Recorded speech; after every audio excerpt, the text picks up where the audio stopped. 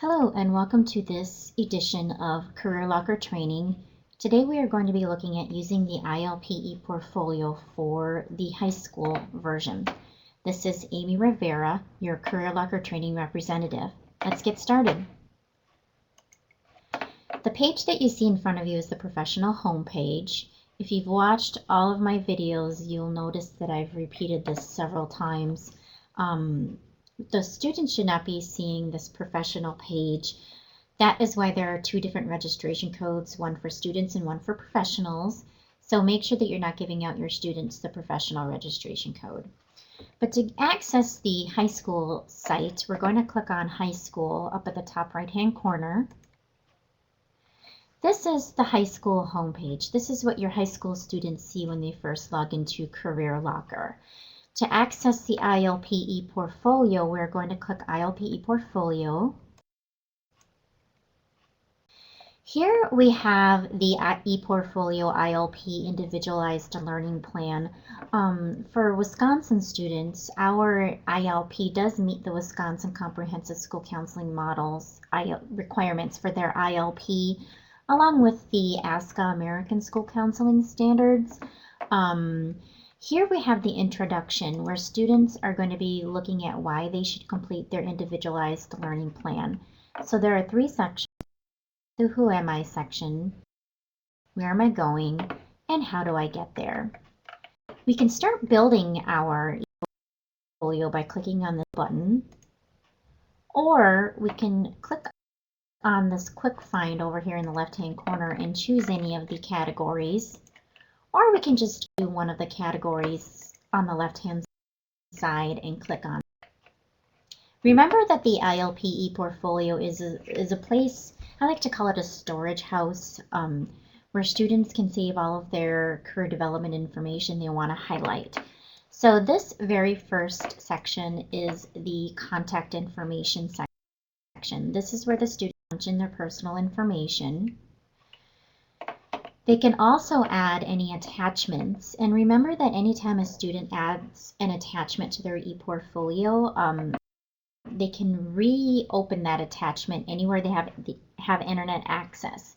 So for example, I've previously attached this photo, and now I can go else in the state or in the country, pull up the internet and pull up this attachment, this photo.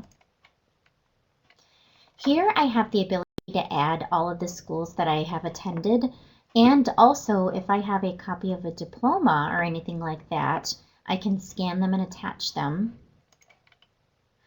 And I can attach any files based on my educational experience below here as well. To get to the next category, we're going to click Save and Continue. And if you notice, every time we click Save and Continue, we move down the sections on the left-hand side. The pencils mean that we've entered something into this specific section. Here we have a spot to add our personal statement.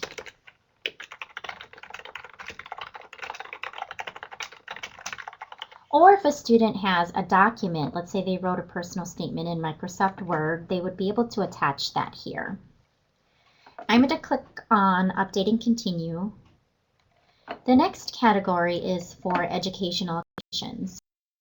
And below we have suggestions and examples. So if a student has a learning disability or a hearing impairment or a visual disability, they can punch that information in here. And again, attach any image or document pertaining to that. We have a spot to add notes. And below for suggestions, we have things that students can keep in their personal notes, such as a to-do list and what. I'm going to click Update and Continue. Now we've moved into skills and abilities. So I have the ability to highlight my language abilities. If students have any awards or any certificates of completion for language courses, they might want to add them. The next item is skills and experience. Here I can add any skills and experience that I want. And below we have suggestions. Oh, what happened to my suggestions? Oh no, the suggestions are not below. They are going to be, if I add a Here we're letting the students know that skills, abilities, and talents describe them as a person. And here are the suggestions below. So I'm going to click on a sample one and add it. And click Save and Continue. So now my industrious skill will be found here. The next category is for computer and media skills. So if students want to highlight their computer and media skills, they can add that here. The next category is for the Wisconsin Career Assessment. So if you are not living in the state of Wisconsin, your students have not taken the Wisconsin Career Assessment, don't worry about that. It won't pop up for you or your students. But if you are living in the state of Wisconsin and you've taken the WCA, you can actually add your results in here. So for example, I've punched in my WCA and I can click on this. I can update my WCA results or find matching occupations. And then as I go along, I have the ability to punch in my 10th grade WCA along with all of the assessments. So anytime I start an assessment in CareerLocker, the assessment results are saved. Even if I don't complete an assessment, for example, if I started the personal globe inventory and I haven't quite completed it yet, CareerLocker will save all of the times, all of the inventories that I started but did not complete. So I can go back and click on that specific inventory and finish it. Notice I have a lot here because I start a lot of inventories for my training purposes. But here again, the students can start where they left off. Or students can go into their ePortfolio and view their old assessment results. I did complete one personal globe inventory at the middle school level. The high school level, I completed one as well. So if I click on this, I can go back and take a look at my inventory results. So any assessments or inventories that a student takes in CareerLocker are automatically saved in their ePortfolio under this assessments section. The next category is academic records. This is for students to add any report cards or attach any transcripts or anything like that if they wanted to do so. I'm going to click Continue. We also have a spot to add any achievement test results. So if I've taken the ACT or the SAT or the PSAT, I can scan and attach a copy of my results here. Here is a spot to add any graduation requirements. Get vaccinated. I just put these samples here. Get vaccinations, finish English classes. And again, if I have a document, let's say that I have a Word document that gives me my graduation requirements, I could just attach that here instead of typing it all in. Here's a spot for me to add not only my extracurricular activities, but also athletics, community service, service learning, and leadership activities. As a former admission counselor, I worked for St. Kate's in St. Paul, Minnesota. I do recommend that you have your students record all of their activities, their extracurriculars.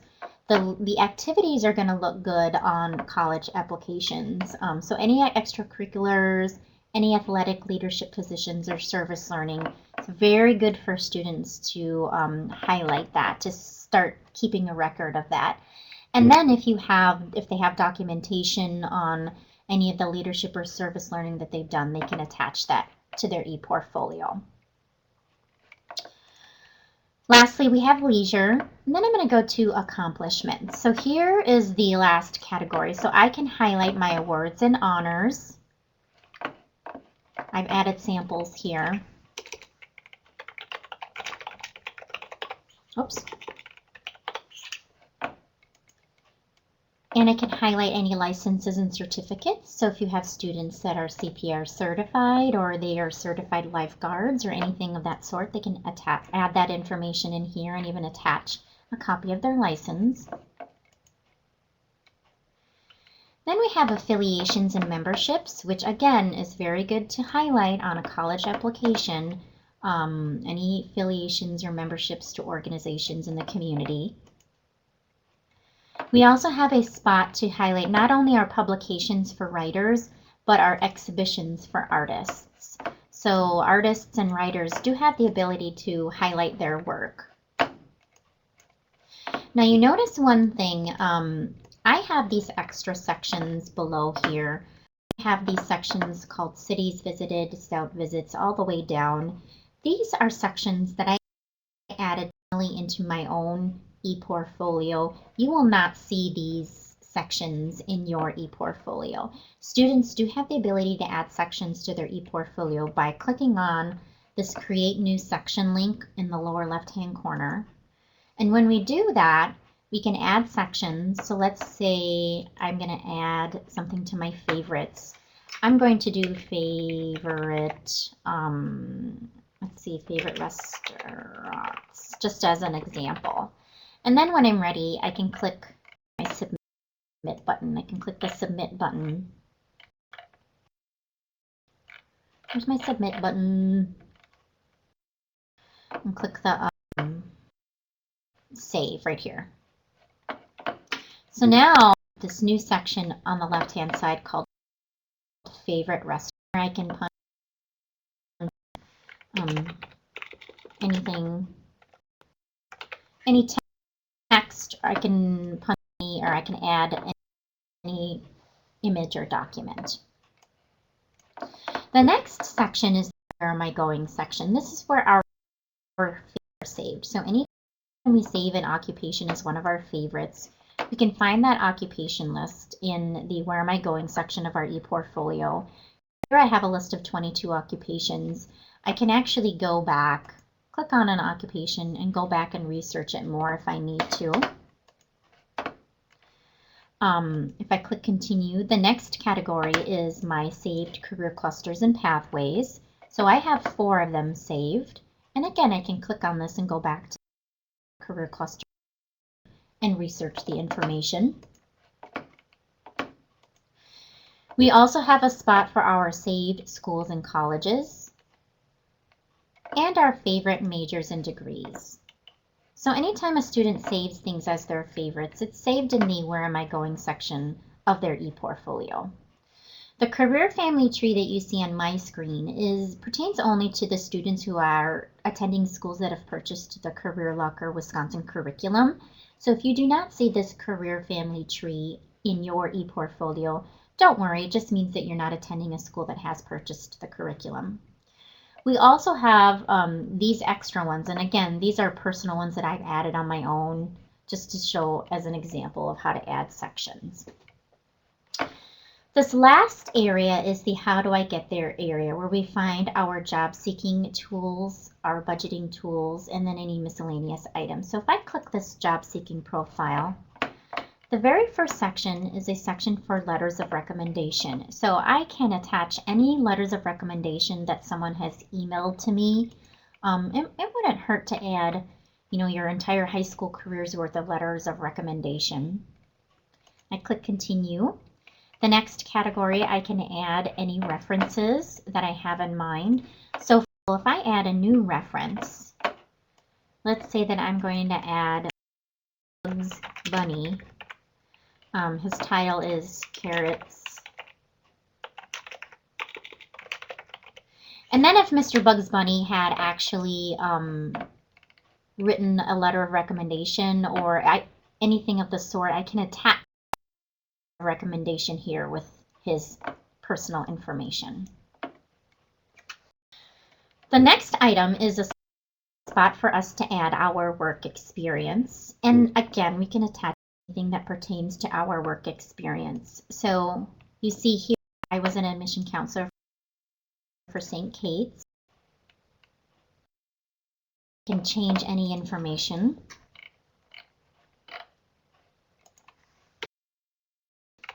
Let's see. Continue. Oh, yikes. The next category is a spot for us, or anytime we do a resume in our job seeking tools, we can save a resume and it's saved in our resume maker portfolio. So here are my 3 resumes that I have saved right now.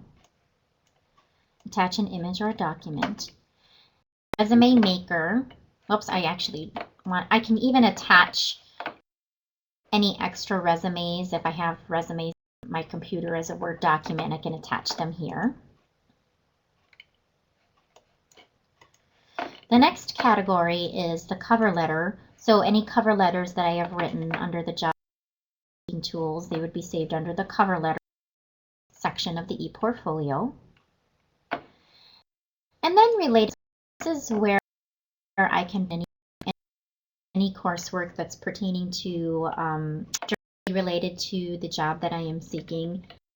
For example, I took the career facilitator training, a certified career development facilitator, and punch that information in here.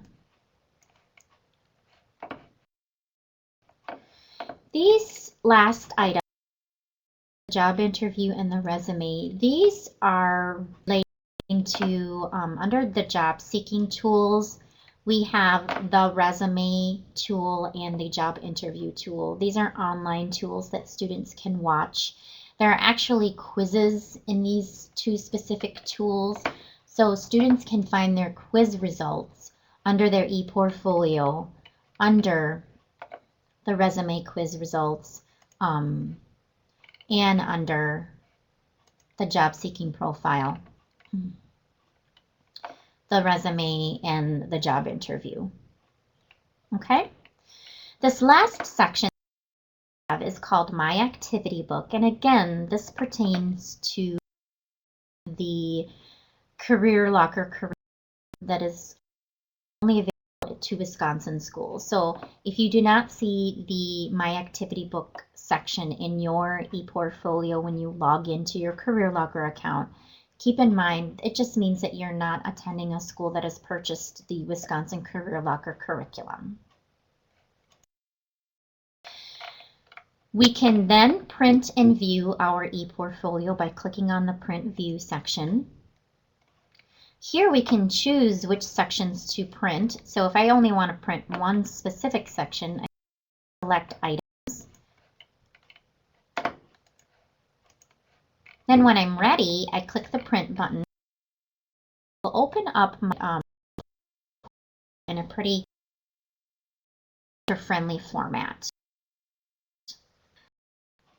I can print this off and turn this in, print it off, save it as a PDF, mail it, anything like that.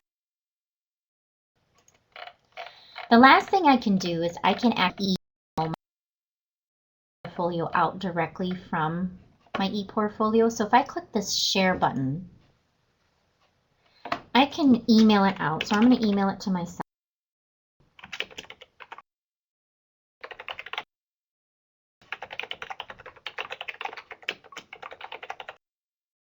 I can punch in a subject. I can include an optional message, and I can choose specific categories to send. So if I don't want somebody to see every single part of my ePortfolio, I can deselect these items. Let's say they don't need to see my favorites. When I'm ready, I click on the send button in the lower right-hand corner, and it sends my email. It sends my ePortfolio out via email. I can also go and look at this view shared list where I can see who I've shared my ePortfolio with. Looks like I've shared it with myself a lot. The date that I shared it, the email address I used. I can remove these old ones as well. I have a lot of them in here. If you are a professional working with high school students, you should be able to view your students' ePortfolios by going to the professional site. So I'm going to click on this professional site link. And on the left-hand side, I'm going to click on this Access Student ILP ePortfolio. You have to make sure that you have a legitimate interest. And here you can actually look up the student's first or last name, and then it will pull up the student's ePortfolio for your viewing. If a student does not have an ePortfolio, it just means that they haven't entered anything into their ePortfolio, or they might have very short, tiny ePortfolios. They might have only completed 1 or 2 sections of their ePortfolio. Okay, so that pretty much wraps it up for looking at the ILP ePortfolio for high school students. If you have any questions, feel free to email me at arivera3@wisc.edu. That's ARI, V as in Victor, ERA3 at WIS as in Sam, C.edu. Otherwise, give me a call, or I welcome you to watch any of my other webinar trainings. Thanks so much for attending. Over and out.